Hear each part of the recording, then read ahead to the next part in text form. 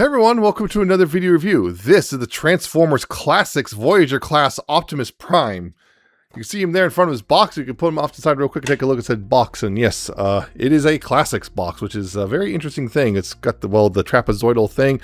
Got Transformers, robots in the skies. You got a little picture of him in his robot mode there. Autobot Optimus Prime, Autobot leader, and flip for robot mode right there because there's a little picture of his alt mode. And you open that up and wow, look, there's his robot mode right there, and a little patch of Velcro. And yeah, ages 5+ and everything. Right here, you got a little window for the top, and it says Autobot Optimus Prime and everything Classic Voyager. On this side, you have also available stuff. Hey, advertising with the rest of the line, including Megatron and all them. And on this side, well, there's just more of the window. On this bottom right here, you just got manufacturing details and a barcode and everything. And on the back, you have, hey, look, some product shots and tech specs and advertising blurbs and all that stuff. Hasbro, and hey, look, there's his bio if you want to read it, including his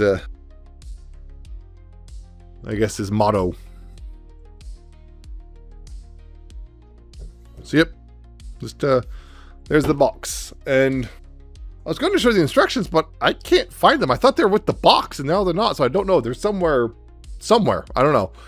They're in a box somewhere because I got this figure long before I moved on my parents' house. So when I moved, a bunch of stuff got thrown in boxes, so I suspect it's I have a feeling I know where it is, but I don't want to deal with it because it's in storage somewhere, which is okay. I'm not gonna deal with that. But the instructions were, if I remember, pretty straightforward to follow, and also I believe at the time we're still showing both truck to robot and robot to truck, because it comes packaged in truck mode. And yeah, speaking of, this is the first release of Classics Optimus Prime.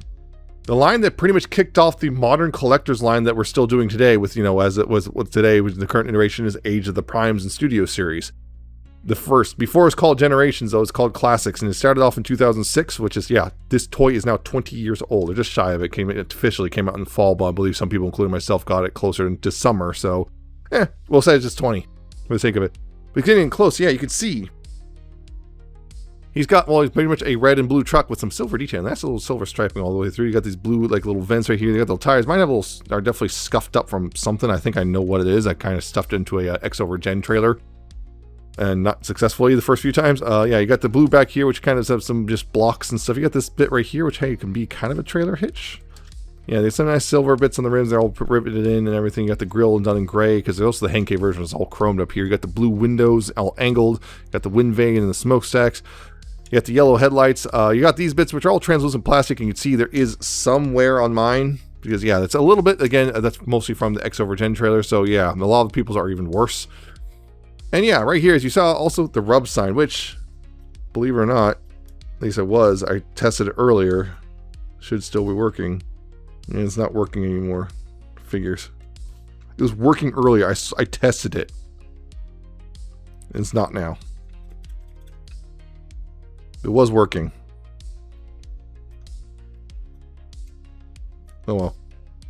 So this is Classics Optimus truck. And it rolls. And I see these are plastic wheels and everything. And it just rolls pretty nicely overall. So like I said, it came out in 2006, and very interesting line to say the least, because in 2006, the Cybertron line was over. The movie line, which was supposed to come out because the movie was delayed because the movie was delayed. So Hasbro pretty much had nothing for 2006, and this was supposed to be a stopgap. And it was so wildly popular, it became a whole thing. So it became eventually became, Universe 2.0, and then also Generations, and Reveal the Shield, and then Generations again, and then that spun off into Thrilling 30, Combiner Wars, so on and so forth. So what we got now. So this was a very popular. This is kind of like the genesis of the modern collector's Transformer line, essentially, or part of the genesis, I should say. And it's very much an interesting toy in its own right, because I remember when it's popped up, I was kind of excited, because basically, it's a G1 inspired Optimus, but with modern sensibilities. I'll get more into the history of it in a bit, but as for some measurements, in this mode, his length is about 6 5/16 inches, or almost exactly 16 centimeters, and his weight is 7.4 ounces or 210 grams, which I did some weighing of some other stuff, and it's kind of interesting because a modern Voyager is close to that range, not that much lighter, but we're talking about like Siege Optimus is about 45 grams lighter, so that's the thing. Speaking of comparison stuff, I'm going in comparison to some more modern Optimuses primarily, namely here's Siege Optimus, who because he's a Voyager as well, and kind of gives you a kind of idea. This is noticeably a larger truck, but it's not that much larger. If you can see, it's a bit larger, but not that much larger. Yeah, getting like nose to nose and everything. He's a little bit longer because his feet stick out more because of the way he transforms. But yeah, and yeah, that's the thing is he's not quite transformed properly. There we go. Yeah, that's the thing. Is yeah, because this is a modern Voyager, and well, I guess modern, 7 years old, but they're going to really apparently they're releasing a blue repaint of this year pretty soon. So it's a modern Voyager for all intents and purposes. So you can see that in general, just the difference here. Well, there isn't that much of a difference, to be honest. If I'm going to be real honest, like he's only like about 45, 50 grams lighter than this one. He's still got, riveted wheels and everything. He's still got a load of paint, and yeah, it's just kind of interesting. There's that, though. So, and of course, I guess the modern definitive G1 Optimus is Studio Series 86 Optimus, who, yeah, is, well, again, roughly pretty close in size. You can see that right there. They're pretty close to the same length, with him just being a smidge longer, but that's because, again, how his transformation works.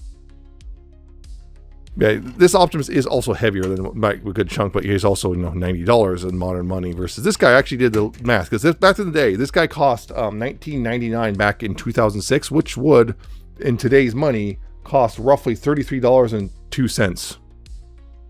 So yeah, go on that. So there's all that stuff. And of course, the transformation, like I said, is very simple. First, you take the wind vane and just unpeg it, just pop it off, and I guess pop this off. It's also just pegs into the back right here. You can see, and it just pegs in the back right there. So that just pops off. Pop them both off. Put them off the side for now. We'll come back to them later. And to transform, first take these little blue flaps and bring them down like that, and like that. And then you take these side panels right here. You untab those and bring those out like that, and like that. Then from there, you want to go ahead and take the legs here and bring them down like so. Then you're going to take these knee pads and bring them up, and then take the feet and bring them forward like this, and split the legs like that. And that's the lower body done. I'm going to bring this up a bit. And from there, you want to take these arms here. You want to go ahead and bring them out right here like so, and then bring these back so you can bring this forward and rotate that around. Bring the fist down. And then take this right here and rotate this around like this. Bring this up and rotate it like that so it looks like this. And then bring the shoulder forward like so. And just kind of have it sit in like that and just keep it out like so, more or less. And same thing. Rotate that and rotate this like so. Bring that out. Rotate it right here. Bring out the fist. Bring this around. These hinges are always kind of scary tight considering they're translucent plastic. And then you have to rotate this around like that so it sits like that. Then here, what you want to do is bring this back right here. Bring that back right there so you can bring the head up like that, and bring this part up right here like that. So you can then rotate this upper part of the torso like that. Take this right here, you take the bumper and fold it up right here on that hinge like so. Just fold it up like there, like that. Kind of also angle this back down a little bit so it's kind of, I guess, sitting like that. You can take this part right here and bring this down right here like that so it's sitting right here, and make the head platform down like that. You can bring the arms down, rotate the head around, and there you go. You have Classics Optimus Prime in his robot mode. And yes, what a robot mode it is. Yeah, it's 20 years old and still kind of definitely got something going on. Getting close here. Just getting a little close. You can see the very G1-y head sculpt right there. He got a bit of a yellow crest instead of the gray we kind of got used to, but he also got blue eyes, which are, well, it's supposed to be light piping, but it doesn't work super well. It never has worked super well. You get some decent details. You got some yellow bits right here and on the shoulders, and you got some blue on the shoulder as well. You got the translucent bits on the arms there. You got more yellow right here, and on the kneecaps, you got some bits of, really kind of a black right there on the little shin vents and whatnot. You got some gray as well, and yeah, you got the backpack and the kibble and all this stuff, which I'll talk about in a little bit. But yeah, that's the thing, is the kibble management is his kibble management is kind of, well, it's this figure's kind of main drawback, honestly. His cable management has never been particularly good. Between, well, this chunks of the huge chunks of the alt mode just hanging off the arms. This is the official configuration, by the way, as you saw in the box. Huge chunks of alt mode just hanging off the arms. You got this weird backpack thing just kind of hanging out back here, kind of getting in the way a bit too. His kibble management's not the greatest, and it's kind of interesting considering how legendary this figure has become. His kibble management is just so... Even back then, I was kind of like, oh, I was kind of a little disappointed. I remember being disappointed that this stuff just kind of hangs out on the arms. It doesn't really like go anywhere. It just kind of hangs out in the arms. I kind of wish, I remember sitting there wishing it kind of at least lie flat against the arm at the very least, but it doesn't. And that's kind of the weird thing about this guy is just the general status of him, despite the fact he's commits so many, well, kind of sins, I guess, in a sense, about regarding, well, what Transformers quote unquote should be. Which are kind of like, somewhat which kind of includes opposability, which is, yeah, his head is only on a swivel. There is, you can do this with the platform it's on, which is nice, I guess. But yeah, you got a swivel basically. You do have a shoulder joint right there, full rotation. You do have shoulder outward right there. You have that bicep swivel. The arms are ratcheted elbows right there. So that's a thing. Also, that's another thing. It's something that's yellow plastic. It's a little scratched up, as you can see on mine. The fists do not rotate. They can't even go down because that's all locked in by the panels here. The waist can rotate and it's ratcheted, but well, this kind of gets in the way. It's like a really soft ratchet or something, because I can feel a click right there. This part here you can't really rotate because it's all supposed to lock in again because of how it transforms. Hips though go forward that far and back that far. Again, no ratchet there, and outward. Right there, you got pretty much, like, I believe, more than the full splits. There is a knee swivel, which a lot of people hate that. The knee can bend more than 90 degrees, though, but at the feet, there is no ankle tilt whatsoever. And forward and back, you only get backwards. There is no forward. There's just kind of down. There's no down. There's only down, no up on the toe. So, yeah, his articulation is also somewhat limited. Particularly, a lot of people, basically, as far as they're concerned, a Voyager should have wrist swivels and ankle tilts. If they don't have those, it's a crap Voyager in a lot of people's opinion. So that's kind of a thing now. So this guy falls short of so many modern design sensibilities. His kibble management is terrible. He has no wrist swivels. He has no ankle tilts.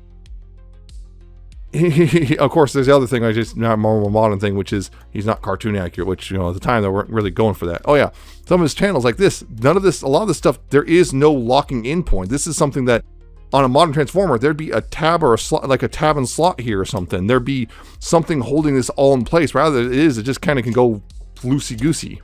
None of this stuff like holds in place anywhere. It all just comes apart really easily, which would not happen on a modern Transformer, for better or for worse. And yet, despite all that, he's still beloved, and honestly, I still like him. I've had this toy for 20 years, and I still like it. I still think it's a pretty neat looking toy. And that's kind of a weird thing about him, is just generally, this toy is kind of a legend, despite the fact he should be kind of considered to be kind of a, not make the grade. Even back then, he was kind of weird, because the other thing was, I believe he was designed to be a deluxe toy, and then they bumped him up to Voyager because, well, why not? Optimus should be bigger than everyone else. Should be bigger than the other Autobots, right? Which is part of the reason why he's kind of got this weird, like, so simplistic, particularly like the hands have such a simplistic sculpting to them. The other thing about the sculpting is interesting is you still see some like remnants of Cybertron in the design aesthetic, like particularly like right here, like I would say the thighs in particular, like really Cybertron-like. There's just something about it in general feels very much still like Transformer Cybertron, / Galaxy Force, and that design aesthetic. So it's kind of an interesting thing in its own right. Yeah, it's just so weird, despite the fact, by all accounts, this toy is kind of falls short. Then somehow something about it makes it just kind of good again. And it's nothing you can really, at least I can't. And before someone smartly comes in and goes, oh, it's because it's not trying to be G1 accurate. I don't think that's it. Because at the time people were excited because this is very much a modern take on a G1 Optimus. And since then we're kind of gone more and more down the road of he's got to look like the cartoon. But even with his flaws, I mean, some people have pointed out his flaws over the years, but even with his flaws, there's still just a genuine love for this figure that, quite frankly, is weird, because some of those same people who love this figure turn around and complain about the exact same issues on newer figures, which is just kind of interesting. So something about this figure, there's something about him which is just kind of, well, special. I haven't even gotten his accessories yet, which are, well, these are probably one of the coolest parts of the figure, which is simply the wind vane here, for example. Like, you fold this down in half like that, and you pull this part out, and you pull this little barrel out, and bam, you've got a rifle, which is cool in its own right. You know, so you got this little rifle right here. Yeah, the wind vane becomes becoming a rifle, and of course, then you got the smokestacks here, which is right here. You take these little panels, fold those out, and fold these bits out right here, and then we'll fold them in half and peg it together. Now you got a double-barreled thing. What is it? Apparently, it's a laser cannon, and the wind vane is his ion blaster. This is supposed to be the Optimus gun right there. So yeah, you got all that, and of course you can hold those, no problem. It goes in the pegs in nice and snug, and of course on top of that you do have the, you know, that whole thing. If you can, if I get this out of the hand, you can, you know, drop it. You can peg this into the back right here if you want. You know, this is the same peg it goes in the first place, so you can just kind of peg that in the back. Like there's storage or whatever. This gun, it's kind of more, I can't remember, but I think because of its design, it kind of is a little more difficult to, yeah, because of how it's designed, you can't really peg it in as easily. You can do that, I guess. I'm not sure what that does. Kind of looks almost like Megatron now. Yeah. Yeah, that's kind of where you're at. Just kind of, it's a weird toy because, like, by all accounts, it shouldn't be that good. And yet, it is that good. For unknown reasons. Something about it. Just something special about it. And I don't know. Maybe it's nostalgia? But even then, even back in 2006, but maybe it's a nostalgia for nostalgia, because back in 2006, people were getting nostalgic for the 80s, you know, and at the time, it was, you know, the 20th anniversary of the movie, and, you know, 22nd anniversary of the franchise in the first place, and, you know, 80s nostalgia was really kicking into high gear, and might be that, but then people are kind of also now nostalgic for that form of nostalgia. They're not having the nostalgia for when they were nostalgic, because at the time, mid-2000s, things were a bit different, for better, for worse, but yeah, I don't know. It's kind of interesting how, like, this figure has so many like all these little problems that nowadays would kind of not be considered acceptable, is kind of just hand waved, because look at him, he's cool though. So yeah, getting into measurement stuff also, his height in this mode is 6 11/16 inches or 17 centimeters. So yeah, there you go on that stuff. So again, comparisons, here is a Siege Optimus, who is roughly the same height. Yeah, a 20-year-old Voyager and a somewhat modern Voyager. So yeah, it's kind of interesting, and it's kind of also weird. Now that's like sitting here, I was like kind of funny. I was sitting here transforming Siege Optimus, you know, off camera for this, and realizing something, which so much about Siege Optimus feels a lot like kind of, well, a spiritual successor to Classics. Specifically, Siege Optimus is a spiritual successor to Classics Optimus. He has a lot of the same, like, weird foibles. He has the flap that comes from the cab and goes down to the legs, except again, it's kind of managed better, because like now it becomes inside of the leg and fills out the back and everything. He's got the same, like, weird arm kibble, except again, it kind of is managed better, you know, as a whole. He's got a backpack of kibble, but again, it's managed better, and so on and so forth. Like, you know, he's got like it feels so much. Yeah, he feels a lot like a spiritual successor to the two of them. Feel like, yeah, there's almost like a direct line, almost feels like this. Yeah, the Siege Optimus feels very much like a successor. Like, yeah, even the knee flaps. I mean, his knee flaps go down rather than up, but his knee flaps, yeah. It's just a whole thing where he just feels like a newer, better version of the same general design concept, just with a more, I guess, more faithful to G1. Compared to the modern interpretation versus let's be more faithful to the original G1 design. But yeah, they have so much in common. It's like, yeah, I know. That's the thing is, yeah, I know Optimuses kind of have that whole thing going on. You know, it's basically, you know, truck, you know, arms fold up and go be in the back of the cab and everything. But, you know, again, there's specific things about Siege Optimus which makes me feel like, oh wow, this is just kind of like Classics Optimus again, particularly with the leg, how he transforms. So it's just kind of interesting that. Yeah, and then of course here is Studio Series 86 Optimus, like the retail 80s Optimus now, and he's of course obviously a bit taller, but of course he's also quite a bit more expensive, although not that much more expensive if you look at the aftermarket. I'll get into that in a little bit, but yeah. So yeah, there you go on that front. Classics Optimus is again kind of he's an important figure. He kind of helped him in the rest of the first wave of classics, and kind of technically the only wave of classics, kind of kicked off the modern retail collector-oriented toy line. He very much kicked that off. Before then, there were some attempts to reach out to collectors, like, the commemorative series, the alternators, even 20th anniversary Optimus, and other than the 20th anniversary Optimus, they kind of weren't the greatest retail success. They were popular with fans, but didn't seem to sell. Popularity didn't seem to translate into sales. But this did. Classics blew up in such a way that they were not expecting. This was supposed to be a stopgap line between the two intended main lines, Cybertron and movie/animated. Those are supposed to be the main retail lines, and this blew up so hard that they kind of just went hard in on the whole collector-oriented line, and it worked. And it's been working since then for the last 20 years. This represents the beginning of 20 years of a collectors-oriented toy lines, essentially. And for that, it deserves respect in a way. But also at the same time, you have to acknowledge, at this point, I do have to acknowledge it does have faults. As I mentioned, kibble management, the articulation, and even the translucent plastic, this would give people that's the other thing I mentioned. The translucent plastic here would give people a heart attack nowadays because, oh God, particularly again, these hinges are kind of stiff and it's a little scary. Every single time I try to move those hinges now, it feels a little scary because I know this is translucent plastic and it's 20-year-old translucent plastic now. So it was like, eh. Yeah, it also there's also other things that came into. Of course, this got multiple repaints: the Ultra Magnus, Nemesis Prime, of course, Shattered Glass Optimus, which still people there's some people say kind of like Shattered Glass Optimus just kind of needs to look like this again, not just a repaint of Optimus.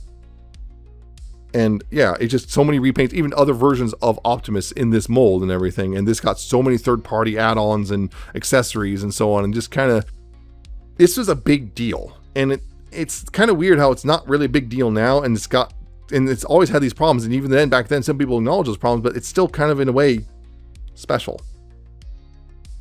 To the point of, at this point, I would say a lot of collectors who have been collecting for a long time either have one or had one of these, version of this mold somewhere in their collection at some point. So yeah, he's a cool toy, but he's also got flaws, and that's kind of the weird thing. He's historically significant. I think if you're going to buy him now, it's for this historical, either A, you're just kind of trying to collect Optimuses, which is understandable, or B, it's for the historical significance, because I think there are better Optimus toys now. I think technically better Optimus toys now, unless you just really like this look. But here's the other thing is now buying him, just kind of a quick perusal of eBay, for a good condition one that's complete, you're spending minimum, and this is for sold listings I saw, I'm looking at it, and it looks like most people are buying these for $50 plus for a good condition one that is complete with all accessories. $50. And a lot of the ones that are got complete in box, we're talking about $80, $90, $100 plus dollars. So yeah, we're getting into like commander class territory for an old Voyager. So just be aware of that if you're going to be looking for this old mold.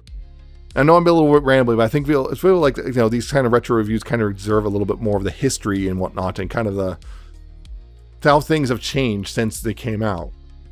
That's what I'm trying to do with that. I'm just kind of getting into these retro reviews. I think I'm just kind of, because now we got 20 years of hindsight at least for this mold. It's kind of to talk about. I feel to talk about. And yes, he is more solid in the sense, but he's also, that's the other thing. He's very solid, but he's also very simple. Siege Optimus I would say is much more complex than this guy to transform, but this guy is slightly heavier. For example, I think he technically has more plastic, although not that much more plastic. I think the thing about him is he's got more metal screws and pins in him versus more modern figures tend to eschew those. So I don't know. Regardless, and I'm rambling a bit, but it's still, I think, a solid toy. But I don't think he's worth going out of your way to, spend that much money on him. If you already have him, you already know what he's like. And if you can get him cheap and good, go for it. Particularly if you can get an Ultra Magnus and say the City Commander set or something. That's a pretty an interesting thing. I might have to visit that at some point because, well, not necessarily City Commander, but the Shadow Commander set. Maybe a retro third party, right? Third party, yeah. So regardless, it's a cool toy. It's got his flaws. He's definitely flawed, but there's just something special about him. There's that X factor of like, he still manages to be kind of still cool despite the fact he shouldn't be. So that's it for this review. I hope you found it informative and entertaining. Hope you like, comment, subscribe. Check out my social media down in the description and at the end of the video. Check out my coffee, my Patreon. I shall see you next time with another video review.